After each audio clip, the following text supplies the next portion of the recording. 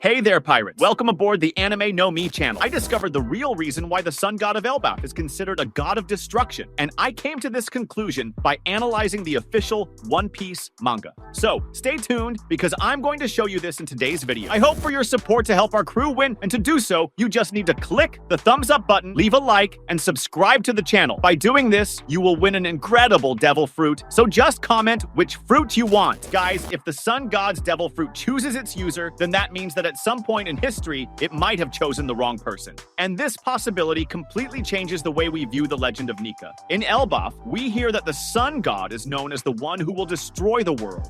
But this doesn't completely match the way the legend of Nika has been presented to us so far.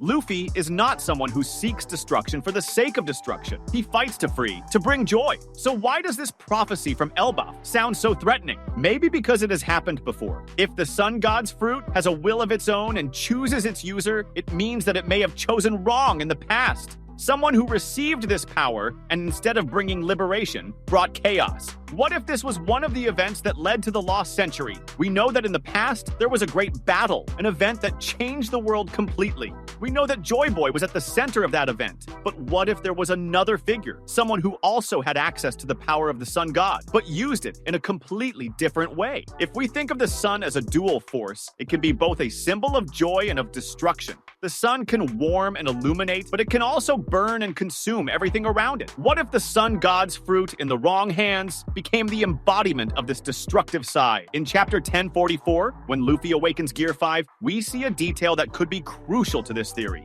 He doesn't refer to the power itself as something absolute. He has fun, laughs, fights carefree, but he doesn't impose his will as something tyrannical. Now, imagine if someone with a completely different mindset had received the same ability. Someone who saw their power as an absolute right. Someone who believed themselves to be a true god. This would explain why the prophecy of Elbaf mentions the destruction of the world. Because at some point, the sun god was a threat. And what happens when such a power falls into the wrong hands? The answer might lie within the world government itself. If there was an evil sun god in the past, then the fear the government has of Nika's return isn't just about freedom. It could also be about the chaos that power could bring if it falls into the wrong hands again. And perhaps that's the real reason why Imu and the Five Elders decided to erase history. Maybe they witnessed what happens when someone is corrupted by the power of the sun god. This would also explain why the devil fruit was so carefully hidden. Why it remained unfound for so long. Because if it falls into the wrong hands again, the world may never recover. If the fruit has a will of its own, then it learned from the past. It waited for someone like Luffy. After all, Im-sama might have had a connection to this incredible fruit. If Imu-sama has been after this fruit for centuries, then he understands better than anyone the danger it represents. But more than that, he might have learned to manipulate those who possess it. And this leads us to a disturbing possibility. What if one of the ancient users of the sun god was deceived? If we go back to the scene of the giant straw hat in Maria Yoa, chapter 906, we notice something strange. Why is this object there? If it were just a trophy, why keep it frozen, preserved? This suggests that this hat belonged to someone of extreme importance in the past. What if this person was one of the bearers of the sun god's fruit? What if this person believed they were changing the world for the better, but were actually manipulated by Imu? The idea of a Nika who fell into the trap of the world government makes a lot of sense if we think about how Imu operates. He's not someone who acts openly. He hides in the shadows, manipulates information, rewrites history. If a former user of the sun god's fruit was someone with a strong sense of justice, someone who truly wanted to change the world, then Imu would have seen this as an opportunity. And how do you destroy a symbol? By making it destroy itself. If we think about what we know of the ancient battle of the lost century, there's a huge gap in information. We know Joy Boy failed, but what exactly happened? And what if his failure wasn't just losing the battle, but being convinced to fight for the wrong cause? Imagine a Nika who believed they were freeing the world, but in the end caused their own ruin because they trusted the wrong person. What if that was Imu's real trick? If the sun god fruit chooses its bearer, then it means that at some point it might have chosen someone with a good heart who was simply deceived. And the worst part? The story was erased. If this happened, no one knows the truth anymore. The only one who remembers is Imu. He might have even kept that giant straw hat as a reminder of his victory. If this is real, then the god of destruction mentioned in Elbaf might not have been a villain by nature, but rather a victim. Someone who tried to free the world but was used as a tool to destroy it. Moreover, if the sun god fruit truly has a consciousness and chooses its user, then it's inevitable that after Joy Boy, someone else inherited this power.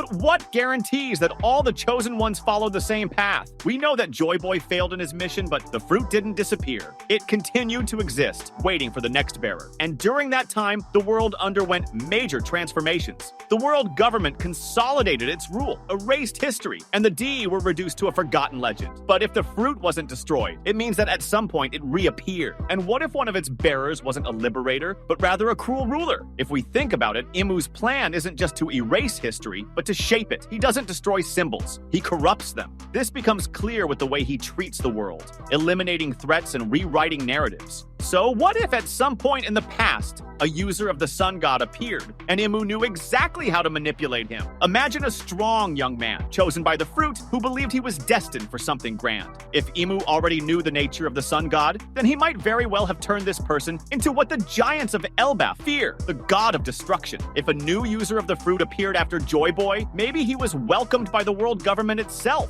He might have been raised in an environment where he was told his destiny was to rule, that he was chosen to bring order to the world. But deep down, he was just being used as a weapon. And if the world government needed this Nika to complete the destruction of the ancient kingdom, that would explain why, in Elbaf, there is the belief that the sun god can destroy the world. Maybe they saw this happen before. A Nika, who wasn't a liberator, but rather an agent of chaos. This user might have been convinced that his mission was to maintain order, that true freedom was dangerous. He would have used his power to destroy the last remnants of Joy Boy's old allies, never realizing he was serving the very enemy he was supposed to defeat. And in the end, when he was no longer needed, Imu might have gotten rid of him, ensuring that history would never repeat itself. But the fruit always finds a new bearer. If that's the case, then Luffy isn't just the next in line for Joy Boy's succession. He may be the one who will finally break the cycle of manipulation that Imu has been perpetuating for centuries. Do you agree with me? Comment below. That was today's content. We hope you liked it and want to share your opinion on the subject. Don't forget to share the video, give it a thumbs up, and I'll see you in the next video. Take care and stay amazing.